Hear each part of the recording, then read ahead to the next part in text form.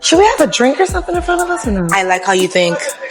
We should have something in front of us. MBS host Cleo interviews Vanetta Roy, owner of Eat My Biscuits. Let's dive in, y'all. Welcome to my brother's spot. Hey, y'all. Cheers. Cheers to eating biscuits and interviews. Oh, that's beautiful. Oh, that's flawless. Don't be lying. Is it good? I'm not gonna lie to you because 90% of the time people can't make a French 75, you know. And she has Empress behind the bar. Real bad bitches know about Empress, okay? Yeah. Thank you very much. Yeah. And bad biscuits. So, once again, we are here at Eat My Biscuits with Vanetta.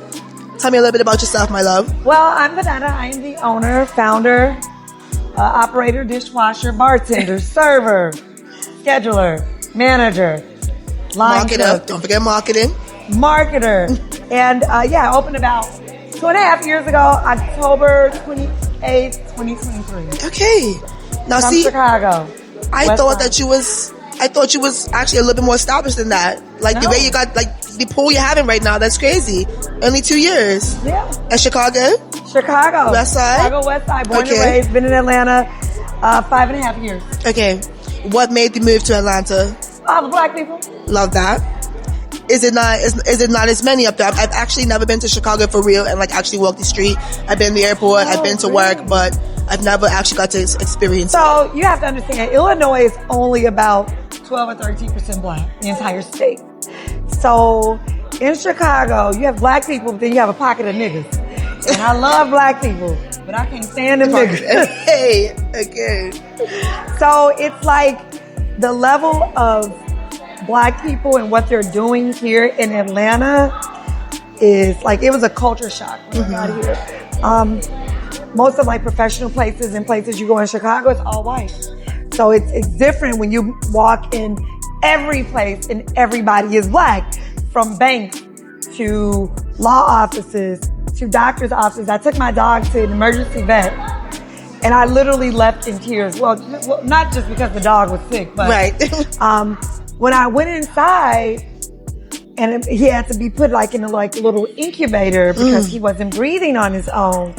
And I walked back there and it was like 5 black young people. And I'm like, you are she was like, oh, I'm the veterinarian that's on call. This is the veterinarian. I'm like, they were all doctors, all veterinarians, and all black. And the oldest may have been 32. It was just beautiful to see. Yeah. No, I will definitely agree. I was actually told to come to Atlanta because of that. I didn't really believe it at first. But then you go to other states where you continue to travel and it's like, no, I'm actually been spoiled. Like, this is a beautiful black Mecca. Like, all I know is black professionals here. I do. Beautiful. It is. I'm is. sorry. I'll give Atlanta the flowers when it comes to that. I do. Love that. And I actually didn't know that about Chicago. I feel like the PR for Chicago is very black. Maybe, and like Chicago I said, is so white. I had a business on the north side of Chicago right before I moved to Atlanta. I closed it.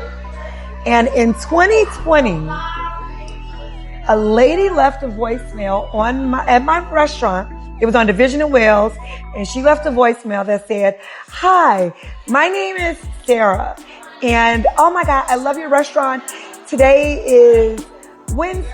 Wait, my first time there was Wednesday. Today is Monday. I've been there 4 times already this week. Love that. It's fantastic." She said, however, on Sunday, there were a lot of Africans outside eating and socializing. And I don't think that's good for this community. In 2020, go on to say, so that was one incident. oh, just one. That was one incident. Okay. Not to mention the number of incidents where people were calling and saying that I was selling alcohol illegally, calling and saying that I didn't have proper licensing. So literally, at least sabotage. once every couple weeks, the city of Chicago was coming in there where the lady told me, "I'm so sorry that you have to go through this in 2020. That is shocking. But every time they call, they got to come. And then a girl called me. She called and said that she had gotten an order. She had ordered something off Uber Eats. I said, all my third parties are off. We're kind of wrapping up from today. And I explained to her, we don't have any orders. It's been turned off for like an hour. Yeah. You black bitch. She went on. let me speak to your manager. I said, I am the manager. Let me speak to your manager. Fucking manager. I want to talk to the fucking owner. I said, I am the owner. You don't own shit. I said, pull up on me. Come pick up your order. Actually, I do have it for you. I do actually have it for you. I do. And then after that, and I'm paying like $11,000 a month in rent. I said, there's no way I am going to be talked to. You see, my jaw is dropped. I actually would have never. This was 2020, and that was the final decision that I made. Fuck this shit. To get the fuck up out of there. I'm gone. No, I don't blame you. Wow, I'm actually shook by that. That sounds like damn near South Carolina. Like Chicago's very prejudiced. But I can't even say that I'm shocked. I think the PR for me, or at least as a foreigner, is that Chicago is so black. Now, mind you, I did watch Shameless, so I do know that there are, I did watch Shameless. That's my shit. So I do know there are Caucasians. Amazing show. Baby, that is pure cinema to me. Oh my God, I watched that to sleep. But I'm so sorry to hear that. But I'm glad that you had the self-awareness to just leave and move.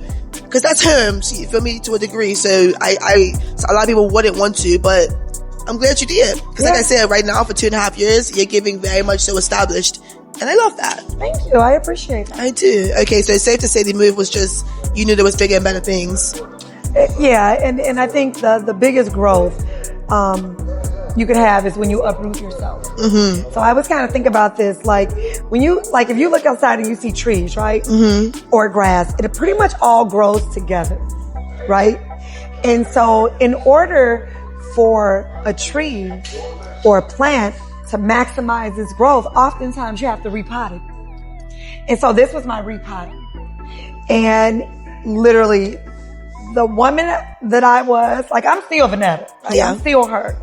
But the growth that I have been able to attain from leaving home, and Chicago's a beautiful city. I agree. The food in Chicago, and that's all I hear. Literally, I've only ate again. I didn't step outside that airport, but I said, hold on. If this is what's in the airport and I'm going to be in overpriced you can just imagine, in the airport, it's like nothing compares to the food. And so to be able to bring that authentic Chicago flavor, because we have places here in Atlanta that say this Chicago, but I done went to that shit terrible. Hey, and I'm not gonna count to you. It ain't even too many of them. It's not too many of them, but I feel like I know where we're going with that, because I agree. I have been. Even when it comes to Chicago pizza, I agree. Pizza is not Chicago pizza. Hey. Italian Fiesta is Chicago pizza. Home Run Inn is Chicago pizza. Chicago pizza is not Chicago pizza. I gotta do a weekend up in Chicago. You just reminded me that. You gotta do about a minimum of 4 days. Yeah. No, because one thing about me, breakfast, lunch, dinner, I'm gonna walk out of there with something too. And I'm gonna give you something for every day. And I'm gonna do it. And I'm gonna do it. Meal. And you'll be like, I don't know if you're gonna have time. Who's not gonna have time? I will definitely make it to every spot. What? I will be at every spot. It's like restaurants and it's like street food. You know, like here you can't get anything like street-wise. There is in the street. Yeah, you know what I'm saying? Like, you got a Crystals and that shit trash. We got White Castles. Crystals is never White Castles. Don't even try me. Stop. I see your White Castle, girl.